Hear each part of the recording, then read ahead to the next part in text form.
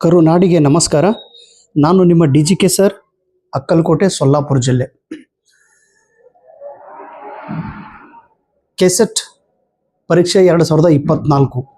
ಈ ಪರೀಕ್ಷೆಯಲ್ಲಿ ನೀವೆಲ್ಲರೂ ಯಶಸ್ವಿ ಆಗಲೇಬೇಕು ಅನ್ನೋ ಉದ್ದೇಶದಿಂದ ಈ ವಿಡಿಯೋಗಳನ್ನು ಪ್ರಾರಂಭ ಮಾಡುತ್ತಿದ್ದೇನೆ.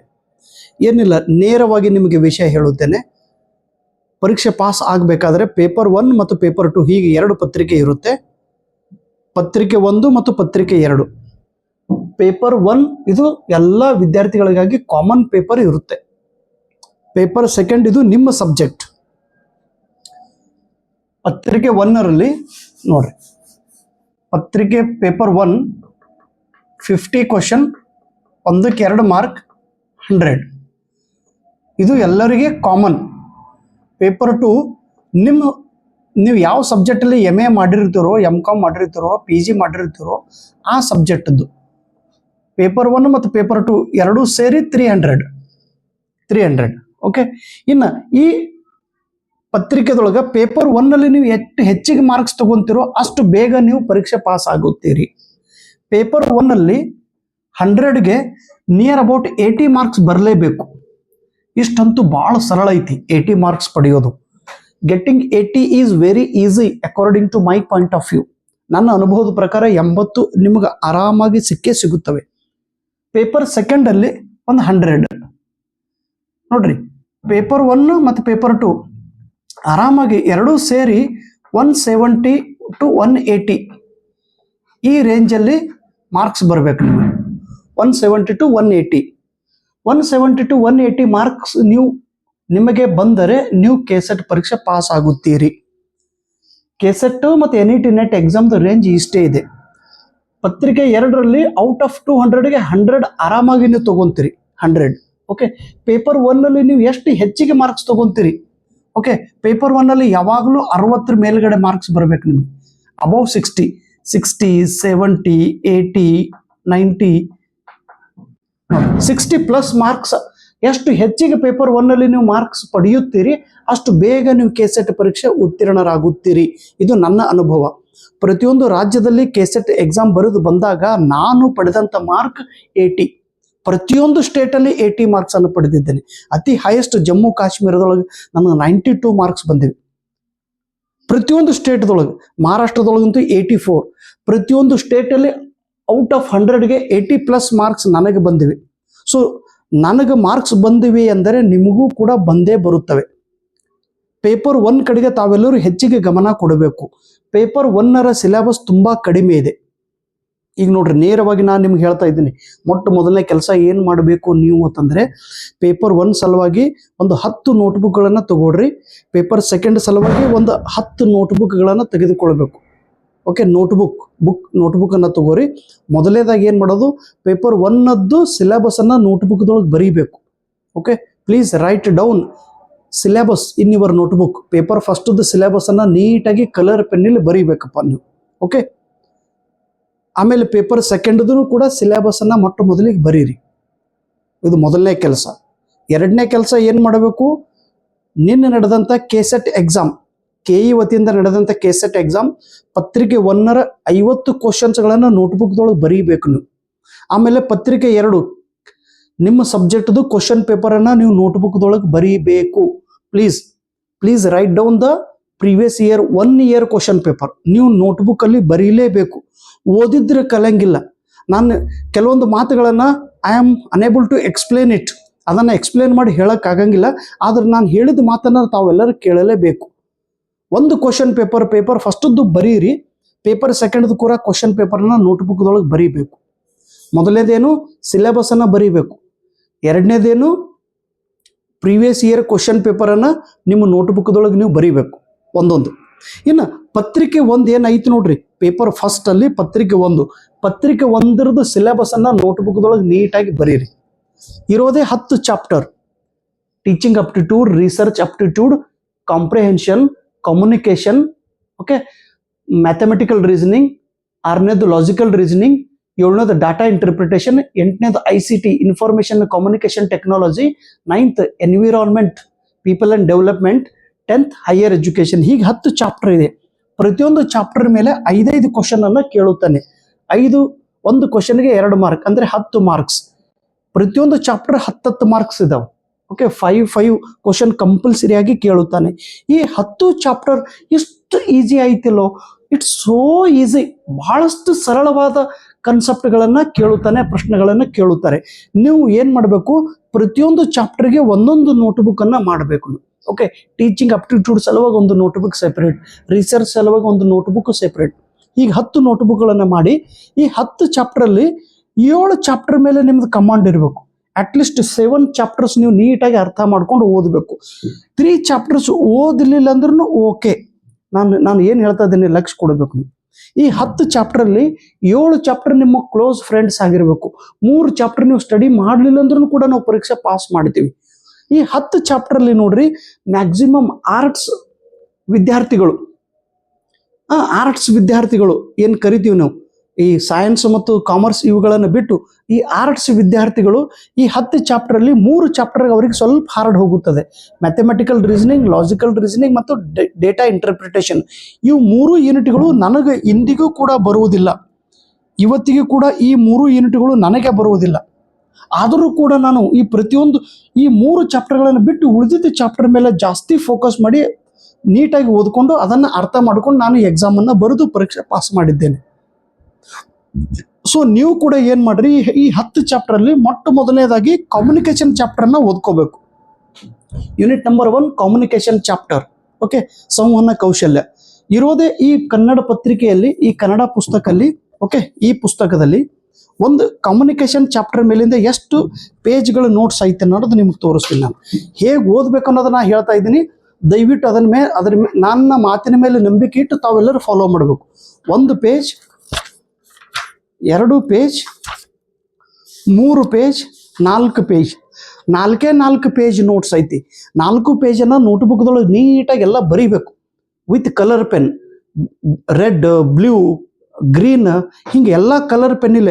ಯಾವುದು ಇಂಪಾರ್ಟೆಂಟ್ ಶಬ್ದ ಇದೆಯೋ, ಹೆಡಿಂಗ್ ಇದೆಯೋ, ಸಬ್ ಹೆಡಿಂಗ್ ಇದೆಯೋ, ಟೈಟಲ್ ಇದೆಯೋ, ಅದನ್ನು ಕಲರ್ ಪೆನ್ನಿಲ್ಲ 4 ಪೇಜ್ ನೋಟ್ಬುಕ್ದೊಳಗೆ ಬರೀರಿ ಎಲ್ಲ ನೀಟಾಗಿ. ಓಕೆ, ಬರೆದಿದ್ದ ಮೇಲೆ ನೀವು ಏನು ಮಾಡಬೇಕು, ನಾನು ಮಾಡುವಂಥ ವಿಡಿಯೋಗಳನ್ನು ನೋಡಬೇಕು. ಕಮ್ಯುನಿಕೇಷನ್ ಅದು ಆಲ್ರೆಡಿ ಹೋದ ವರ್ಷ ನಾನು 32 ವಿಡಿಯೋಗಳನ್ನು ಮಾಡಿದ್ದೇನೆ. ತಾವು ಈ 32 ವಿಡಿಯೋಗಳನ್ನು ನೋಡಲೇಬೇಕು. ಯಾರು ಹೊಸದಾಗಿ ಪ್ರಿಪರೇಷನ್ ಮಾಡುತ್ತಿದ್ದೀರಿಯೋ ಅಂತ ಎಲ್ಲ ವಿದ್ಯಾರ್ಥಿಗಳಿಗೆ ನಾನು ನನ್ನ ಅನುಭವದ ಮಾತನ್ನು ಹೇಳುತ್ತಿದ್ದೇನೆ. ಈ 4 ಪೇಜ್ಗಳನ್ನು ಮೊದಲಿಗೆ ಕನ್ನಡದಲ್ಲಿ ಬರೀಬೇಕು. ಸರ್ ಇಲ್ರಿ, ನಮ್ಮ ಹತ್ರ ಇದು ಬುಕ್ ಇದೆಯಲ್ಲ, ಇದು ಬುಕ್ ಇದ್ದವರು ಈ ಬುಕ್ಕನ್ನು ತಗೊಳ್ಳೋ ಅವಶ್ಯಕತೆ ಇಲ್ಲ.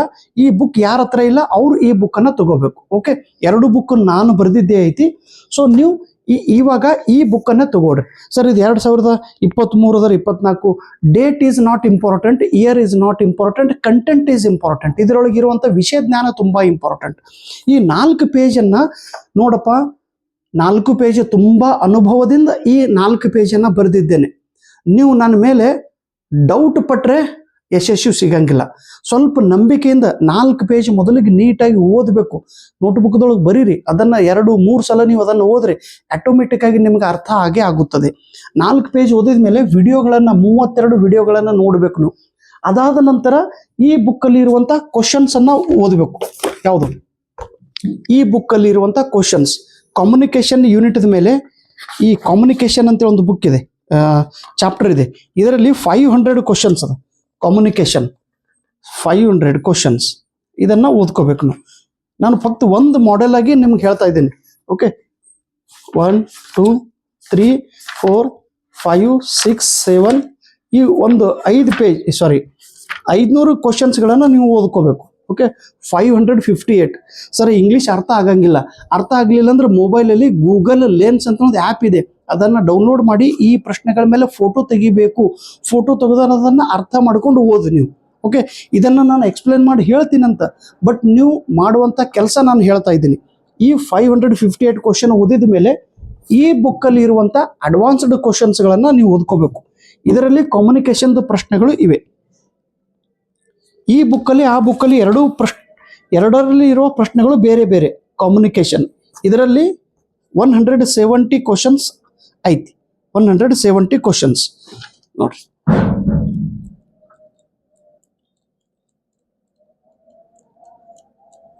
ಕಮ್ಯುನಿಕೇಶನ್ದು 170 ಕ್ವಶನ್, ಅಲ್ಲಿ 558, ಆಮೇಲೆ 170. ಈ ರೀತಿ ಈ ಎರಡೂ ಬುಕ್ಗಳನ್ನು ತಾವು ಪ್ಲೀಸ್ ಓದ್ರಿಪ್ಪ. ನಿಮ್ಗೆ ಈ ನಾನು ನೀವು ಹೇಗೆ ಸ್ಟಡಿ ಮಾಡಬೇಕು, ಏನು ಸ್ಟಡಿ ಮಾಡಬೇಕು ಅನ್ನೋದು ನಾನು ಹೇಳ್ತಾ ಇದ್ದೀನಿ. ಇಲ್ಲಿ 10 ವರ್ಷದ ಪರಿಶ್ರಮದ ಮಾತುಗಳು ನಿಮ್ಮ ಎದುರಿಗೆ ನಾನು ಹೇಳ್ತಾ ಇದ್ದೀನಿ. ಈ ಒಂದು ಯಶಸ್ವಿ ಪ್ರಯೋಗ ನಾವು ಹೋದ ವರ್ಷ ಮಾಡಿದ್ದೀವಿ ಅಂತ ತಿಳ್ಕೊಂಡು 211 ವಿದ್ಯಾರ್ಥಿಗಳು ಕೆಸೆಟ್ ಅಲ್ಲಿ ಉತ್ತೀರ್ಣರಾಗಿದ್ದರು. ಇಲ್ಲಿವರೆಗೆ ಎಷ್ಟು 656 ವಿದ್ಯಾರ್ಥಿಗಳು ಸೆಟ್ಟು ಮತ್ತು ಈ ಮಹಾರಾಷ್ಟ್ರ ಸೆಟ್ಟು ಮತ್ತು ಈ ನೆಟ್ ಎಕ್ಸಾಮ್ಗಳಲ್ಲಿ ಉತ್ತೀರ್ಣರಾಗಿದ್ದಾರೆ. ಅವರ ಒಂದು ಯಶಸ್ಸಿನಲ್ಲಿ ಸ್ವಲ್ಪ ನಾನು ಕೂಡ ಕೈ ಕೂಡಿಸಿದ್ದೇನೆ ಅನ್ನುವ ಮಾತನ್ನ ಹೆಮ್ಮೆಯಿಂದ ಹೇಳುತ್ತೇನೆ. ಇದನ್ನು ಓದ್ರಿ. ಕಮ್ಯುನಿಕೇಶನ್ ಚಾಪ್ಟರ್ನ ಮೊದಲಿಗೆ ಓದ್ಕೋಬೇಕು, ಕನ್ನಡದಲ್ಲಿ ಓದಿ, ಆಮೇಲೆ ವಿಡಿಯೋಗಳನ್ನು ನೋಡ್ರಿ, ಆಮೇಲೆ MCQ ಕ್ವಶನ್ ವ್ಯಾಲ್ಯೂಮ್ 1 ವ್ಯಾಲ್ಯೂಮ್ 2 ಇಷ್ಟು ಓದಿದ್ರಲ್ಲೋ 10 ಮಾರ್ಕ್ ಕನ್ಫರ್ಮ್, 10 ಮಾರ್ಕ್ಸ್ ಬರಲೇಬೇಕು.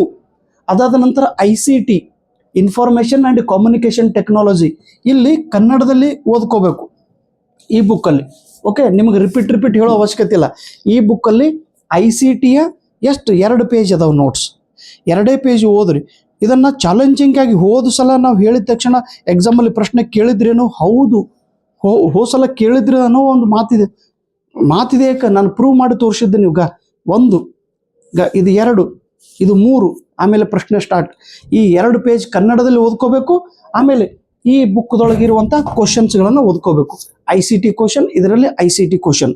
ಈ ಸೀಕ್ವೆನ್ಸನ್ನು ತಾವು ಮರಿಬಾರದು. ಮೊದಲಿಗೆ ಕನ್ನಡದಲ್ಲಿ, ಅದಾದ ನಂತರ ಈ ಬುಕ್ಕಲ್ಲಿ, ಅದಾದ ನಂತರ ಈ ಬುಕ್ಕಲ್ಲಿ ಓದ್ಕೋಬೇಕು. ಓಕೆ, ಅದಾದ ನಂತರ ನೀವೇನು ಓದ್ರಿ, ಟೀಚಿಂಗ್ ಅಪ್ಟಿಟ್ಯೂಡಲ್ಲಿ ಮತ್ತೆ ಕನ್ನಡ ಮೀಡಿಯಂ ಬುಕ್ಕಲ್ಲಿ ಕೇವಲ 5 ಪೇಜ್ ಐತಿ. 5 ಪೇಜ್ ಕನ್ನಡದೊಳಗೆ ಓದ್ಕೋಬೇಕು, ಆಮೇಲೆ ವಿಡಿಯೋಗಳನ್ನು ನೋಡ್ರಿ, ಆಮೇಲೆ MCQ ಕ್ವಶನ್ಸನ್ನು ಫಾಲೋ ಮಾಡಿರಿ. 57 ವಿಡಿಯೋಗಳನ್ನು ಆಲ್ರೆಡಿ ಈಗ ನಾನು ಟೀಚಿಂಗ್ ಅಪ್ಟಿಟ್ಯೂಡ್ ಬಗ್ಗೆ ಹೇಳಿದ್ದೇನೆ. ಸರ್ ಮೊದಲಿನ ವಿಡಿಯೋ ಈಗ ನೋಡಿದ್ರೆ ನಡೀತೈತೇನು? ಎಸ್, ಕಾನ್ಸೆಪ್ಟ್ ತುಂಬ ಇಂಪಾರ್ಟೆಂಟ್. ನೀವು ಮೊದಲಿನ ವಿಡಿಯೋಗಳನ್ನು ಕೂಡ ನೋಡಬೇಕು. ಮೊದಲು ಮಾಡಿದಂಥ ವಿಡಿಯೋಗಳನ್ನು ನಾನು ಈಗ ರಿಪೀಟ್ ಮಾಡುವುದಿಲ್ಲ. ಈಗ ಮಾಡುವಂಥ ವಿಡಿಯೋಗಳು ಅಪ್ಡೇಟ್ ಇರುತ್ತವೆ. ಹೊಸ ಕನ್ಸೆಪ್ಟ್ ಬಗ್ಗೆ ಮಾತ್ರ ನಾನು ವಿಡಿಯೋ ಮಾಡುತ್ತೇನೆ. ಹೇಳಿದ ವಿಷಯ ಇನ್ನೊಂದು ಸಲ ನಾನು ಹೇಳುವುದಿಲ್ಲ. ಯಾಕೆಂದರೆ ನಿಮಗೂ ಕೂಡ ಸಮಯ ಇಲ್ಲ, ನನಗೂ ಕೂಡ ಸಮಯ ಇಲ್ಲ. ಒಂದು ವಿಡಿಯೋವನ್ನು ತಾವು ವ್ಯವಸ್ಥಿತವಾಗಿ ಅರ್ಥ ಮಾಡ್ಕೋಬೇಕು. 1 ಟೈಮ್ ಆರ್ 2 ಟೈಮ್ಸ್ ವಿಡಿಯೋನ ತಾವೆಲ್ಲರೂ ನೋಡ್ರಿ. ನಾನು ಹೇಳುವಂಥ ನಗೆ ಚಟಕಿಗಳು ಇಂಪಾರ್ಟೆಂಟ್ ಅಲ್ಲ. ನಾನು ಏನು ಸರ ತುಂಬ ಮಜಾ ಮಾಡ್ತೀರಿ, ನೀವು ನಗಿಸ್ತೀರಿ ಅಥವಾ ಫನ್ ಮಾಡ್ತೀರಿ, ಜೋಕ್ ಹೇಳ್ತೀರಿ, ದಟ್ ಈಸ್ ನಾಟ್ ಇಂಪಾರ್ಟೆಂಟ್. ನಿಮ್ಮ ಕಂಟೆಂಟ್ ಮೇಲೆ ನಿಮ್ಮ ಲಕ್ಷ್ಯ ಇರಬೇಕು. ನಾನು ವಿಷಯ ಏನು ಹೇಳುತ್ತೇನೆ ಅನ್ನೋದ್ರ ಮೇಲೆ ವಿಶ್ವಾಸ ಇರಬೇಕು. ನಾನು ಮಾತನಾಡುವ ಪ್ರತಿಯೊಂದು ಶಬ್ದವು ನನ್ನ ಅಂತರಾತ್ಮದಿಂದ ಬರುತ್ತಿರುತ್ತದೆ. ಹೀಗಾಗಿ ನಾನು ಕಾನ್ಸಿಯಸ್ ಆಗಲಿ ಅಥವಾ ಅನ್ಕಾನ್ಸಿಯಸ್ ಆಗಲಿ, ನಾನು ಏನೇ ಮಾತಾಡಿದ್ರು ಕೂಡ ಆ ಒಂದು ಎಕ್ಸ್ಪೀರಿಯನ್ಸ್ ಇಟ್ಕೊಂಡು ಮಾತಾಡುತ್ತಿರುತ್ತೇನೆ.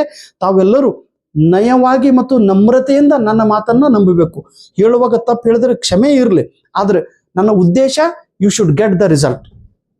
ಅದಾದ ನಂತರ ಹೈಯರ್ ಎಜುಕೇಷನ್ದಲ್ಲಿ ಇದೇ ಬುಕ್ಗಳಿಂದ ಕನ್ನಡದೊಳಗೆ ಓದ್ರಿ. ಆಮೇಲೆ 37 ವಿಡಿಯೋಗಳನ್ನು ಮಾಡಿದ್ದೇನೆ. ವಿಡಿಯೋ ನೋಡೋದು, ಅದರೊಳಗೆ ಹೇಳಿದಂಥ ಪಾಯಿಂಟ್ಸನ್ನು ಬರ್ಕೋಬೇಕು. ಆಮೇಲೆ ವ್ಯಾಲ್ಯೂಮ್ ನಂಬರ್ 1 ವ್ಯಾಲ್ಯೂಮ್ ನಂಬರ್ 2 ಕ್ವಶನನ್ನು ಸಾಲ್ವ್ ಮಾಡಿರಿ. ಆಮೇಲೆ ರಿಸರ್ಚ್ ಎಲ್ಲಕ್ಕಿಂತ ಸರಳವಾದಂಥ ಟಾಪಿಕ್ ಇದು ರಿಸರ್ಚ್. ಇದರಲ್ಲಿ ಕೇವಲ 4 ಪೇಜ್ ನೋಟ್ಸ್ ಬರೆದಿದ್ದೈತಿ. ಪ್ರತಿಯೊಂದು ಚಾಪ್ಟರ್ 4ರಿಂದ 5 ಪೇಜ್ ಮಾತ್ರ ಇದೆ. ನೀವು ಏನು ಮಾಡಬೇಕಪ್ಪ, ಇಲ್ಲಿ ಬರೆದಷ್ಟಂತೂ ನಿಮ್ಗೆ ನನ್ನ ಬುಕ್ಕದಲ್ಲಿರುವ 4 ಪೇಜದ ನಾಲೆಜ್ ನಿಮ್ಮ ತಲೆಯೊಳಗೆ ಇರಲೇಬೇಕು. ಆಯ್ತಾ? ನಾ ಹೇಳೋ ನಂಬಿಕೆನ ನೀವು ನಂಬ್ಕೋರಿ, ಏನಂತೀನಿ. ಮತ್ತೆ ಎಲ್ಲರದು ಅವ್ರ ಬುಕ್ ತಂದೆ ಇವ್ರ ಬುಕ್ ತಂದೆ ಎಲ್ಲರದು ಬುಕ್ ಓದೋ ಅವಶ್ಯಕತೆ ಇಲ್ಲ. ಒಂದು ಬುಕ್ಕದ ಮೇಲೆ ನಂಬಿಕೆ ಇಟ್ಟು ಓದ್ಕೊಂತ ಹೋಗ್ರಿ. ಒಂದು ರಿಸರ್ಚ್ ಟಾಪಿಕ್ 1 2 3 4 5, ಆಮೇಲೆ ಕ್ವಶನ್ ಸ್ಟಾರ್ಟ್. 5 ಪೇಜ್ ಓದಬೇಕು.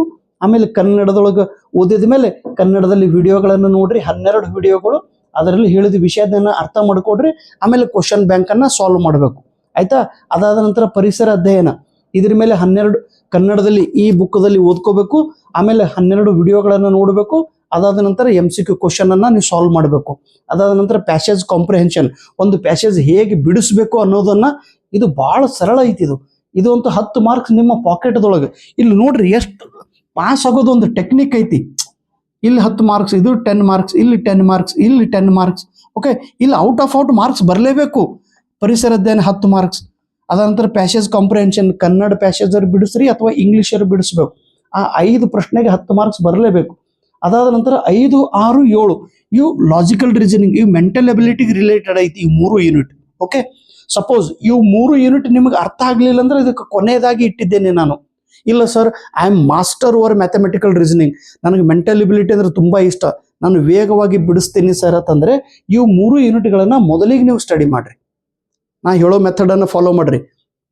If you are good in mathematical reasoning, logical reasoning and data interpretation, ಇದ್ರ ಮೇಲೆ ನೀವು ತುಂಬ ಆಸಕ್ತಿ ಇದ್ದರೆ ಈ ಯೂನಿಟ್ಗಳನ್ನು ಮೊದಲಿಗೆ ಓದಬೇಕು. ಇಲ್ಲ ಸರ್, ಈ ಯೂನಿಟ್ ನಮಗೆ ಬರಂಗಿಲ್ಲ ಅಂತಂದ್ರೆ ಈ ಯೂನಿಟ್ಗಳನ್ನು ಓದಲಿಕ್ಕೆ ಹೋಗ್ಬೇಡ್ರಿ, ಮೊದಲಿಗೆ ಈ ಯೂನಿಟ್ಗಳನ್ನು ಓದ್ಕೋಬೇಕು. ಇವು ಒಂದಕ್ಕೊಂದು ಸಂಬಂಧ ಐತಿ ಈ ಯೂನಿಟ್ಗಳಲ್ಲಿ. ಕಾಮ್ಯುನಿಕೇಶನ್ ಯೂನಿಟ್ ಓದಿದ ಮೇಲೆ ICTನೇ ಓದ್ಕೋಬೇಕು. ಇಲ್ಲಿ ನೋಡ್ರಿ, ಇಲ್ಲಿ 4ನೇ ಯೂನಿಟ್ ಕಾಮ್ಯುನಿಕೇಶನ್ ಐತಿ, 8ನೇ ಯೂನಿಟ್ ICT ಐತಿ. ಬುಕ್ದೊಳಗೆ ಈ ರೀತಿ ಸೀರಿಯಲ್ ಆಗಿ ಕೊಟ್ಟಿದ್ದಾರೆ ಸಿಲೆಬಸ್ ಅಲ್ಲಿ. ಬಟ್ ತಾವು ಈ ರೀತಿ ನಾನು ಹೇಳಿದಾಗ ಲಿಂಕ್ಗಳನ್ನು ಫಾಲೋ ಮಾಡ್ರಿ. ಟೀಚಿಂಗ್ ಅಪ್ಟಿಟ್ಯೂಡ್ 1ನೇ ಟಾಪಿಕ್ ಓದಿದ ಮೇಲೆ 10ನೇ ಟಾಪಿಕ್ ಅನ್ನು ಓದ್ಕೋಬೇಕು. ಇದು ಚಾಪ್ಟರ್, ಈ ಚಾಪ್ಟರ್ 2 ಒಂದಕ್ಕೊಂದು ರಿಲೇಟೆಡ್ ಐತಿ. ರಿಸರ್ಚ್ ಮತ್ತು ಪರಿಸರ ಅಧ್ಯಯನ ಒಂದಕ್ಕೊಂದು ಲಿಂಕ್ ಐತಿ. ಆಮೇಲೆ ಪ್ಯಾಸೇಜ್, ಇವು 3 ಪ್ರಾಕ್ಟೀಸ್ ಮೇಲಿದೆ. ಆಮೇಲೆ 1, 2, 3, 4 ಇವು ಪ್ರಾಕ್ಟೀಸ್ ಅಂತ ಹೇಳಿ ಕರಿತೀವಿ. ಪ್ಯಾಸೇಜ್ಗಳನ್ನು ಹೇಗೆ ಬಿಡಿಸ್ಬೇಕು ಪ್ರಾಕ್ಟೀಸ್ ಇರಬೇಕು. ಉಳಿದಿದ್ದೆಲ್ಲ ಮೆಮೊರಿ ಬೇಸ್ಡ್ ಇದೆ, ಓದಿದ ಮೇಲೆ ನೆನಪಲ್ಲಿ ಉಳಿಯುತ್ತದೆ. 6 ಟಾಪಿಕ್ಸ್ ಮೆಮೊರಿ ಬೇಸ್ಡ್, ಓದಿ ರಿವಿಷನ್ ಮಾಡಿ ನೆನಪಿನಲ್ಲಿ ಇಟ್ಕೋಬೇಕು. ಉಳಿದಿದ್ದು ಪ್ರಾಕ್ಟೀಸ್ ಮಾಡಬೇಕು. ಹೀಗೆ ಪೇಪರ್ 1 ನೀವು ಓದಿದ್ರಲ್ಲೋ 80+ ಸಿಗಲೇಬೇಕು, ಸಿಕ್ಕೇ ಸಿಗುತ್ತದೆ. ನಾನಂತೂ ಸಮಯ ವ್ಯರ್ಥ ಮಾಡುವುದಿಲ್ಲ. ಈ ಬಾರಿ ಯಾವುದೇ ಜೋಕ್ ಆಗಲಿ, ಯಾವುದೇ ನಗಿಸೋ ಉದ್ದೇಶ ನಂದಿಲ್ಲ ಅಥವಾ ಮಾಡುವುದೂ ಇಲ್ಲ. ನೇರವಾಗಿ ವಿಷಯ ಜ್ಞಾನವನ್ನು ಹೇಳುತ್ತೇನೆ. ತಾವು ಕೂಡ ಗಾಂಭೀರ್ಯದಿಂದ ನೋಡಪ್ಪ, ಒಂದು ಸಲ ನನ್ನ ಮೇಲೆ ನಂಬಿಕೆ ಇದ್ದರೆ ನೀಟಾಗಿ ವಿಡಿಯೋಗಳನ್ನು ನೋಡಬೇಕು. ವಿಡಿಯೋ ನೋಡುವಾಗ ಜಂಪ್ ಮಾಡ್ಕೊಂತ ವಿಡಿಯೋ ನೋಡೋ ಅವಶ್ಯಕತೆ ಇಲ್ಲ. ಒಂದು ಸ್ವಲ್ಪ ನೋಡಿದೆ ಮತ್ತೆ ಬಿಟ್ಟೆ, ಮತ್ತೆ ನೋಡಿದೆ ಮತ್ತೆ ಬಿಟ್ಟೆ, ಹಾಗಿಲ್ಲ. Don't judge my video by watching only ಒಂದೇ ಸಲ ನೋಡಿದ್ರೆ ಇವೇನು ಹೇಳ್ತಾನೆ ಅಂತ ಅನ್ನೋ ಅವಶ್ಯಕತೆ ಇಲ್ಲ. Don't judge the book by it's cover page ಅಂತ ಹೇಳಿ ಕರಿತೀವಿ. ನಾವು ಏನು ಮಾಡ್ತೀವಿ, ನೋಡಿದ ತಕ್ಷಣ ಹೇಳ್ತೇವೆ ಅವ ಭಾಳ ಚಲೋ ಹೇಳ್ತಾನೆ ರೀ, ಇವ ಸುಮಾರು ಹೇಳ್ತಾನೆ. ನೀವು ಚಲೋ ಸುಮಾರು ಅನ್ನೋರು ನೀವು ಹಂಗಲ್ಲಪ್ಪ. ನೀವು ಕನ್ಸಿಸ್ಟೆನ್ಸಿಯಾಗಿ ವಿಡಿಯೋ ನೋಡ್ಕೊಂತ ಹೋಗ್ಬೇಕು. ಅದು ಚಾಪ್ಟರ್ ವೈಸ್ ಮತ್ತು ಸೀರಿಯಲ್ ವೈಸ್ ನೋಡ್ಕೊಂತ ಹೋಗ್ಬೇಕು. ಬುಕ್ ನಿಮ್ಮ ಕೈ ಒಳಗೆ ಇರಬೇಕು. ಬುಕ್ ಓದೋದು, ಆ ಬುಕ್ದೊಳಗೆ ಯಾವ ಕನ್ಸೆಪ್ಟ್ ತಿಳಿದಿಲ್ಲ ಅಷ್ಟು ವಿಡಿಯೋನ ನೋಡಬೇಕು. ವಿಡಿಯೋ ಮತ್ತು ಬುಕ್ಕು ಇದು ಪೇಪರ್ 1 ಸಲುವಾಗಿ ನಿರಂತರವಾಗಿ ಓದ್ಕೊಂತಿರ್ಬೇಕು. ಆಮೇಲೆ ಪೇಪರ್ 2ದು ಸ್ಟಡಿ ಪ್ಲಾನಿಂಗ್ ಹೇಳ್ತೀನಿ ನಾನು ನಿಮ್ಗೆ. ಆ ರೀತಿ ಪೇಪರ್ 2ದು ಕೂಡ ಸ್ಟಡಿ ಪ್ಲಾನಿಂಗ್ ತಾವೆಲ್ಲರೂ ಫಾಲೋ ಮಾಡಿರಿ. ಪೇಪರ್ 1ನಲ್ಲಿ 80+ ನಿಮಗೆ ಮಾರ್ಕ್ಸ್ ಬಂದೇ ಬರುತ್ತವೆ ಅನ್ನೋ ಭರವಸೆ ಮಾತಿನೊಂದಿಗೆ ನನ್ನ ಮಾತನ್ನು ಇಲ್ಲಿ ಮುಗಿಸುತ್ತೇನೆ. ಜೈ ಹಿಂದ್, ಜೈ ಕರ್ನಾಟಕ, ಜೈ ಮಹಾರಾಷ್ಟ್ರ. ನಮಸ್ಕಾರ. ನೋಡ್ದಲ್ಲ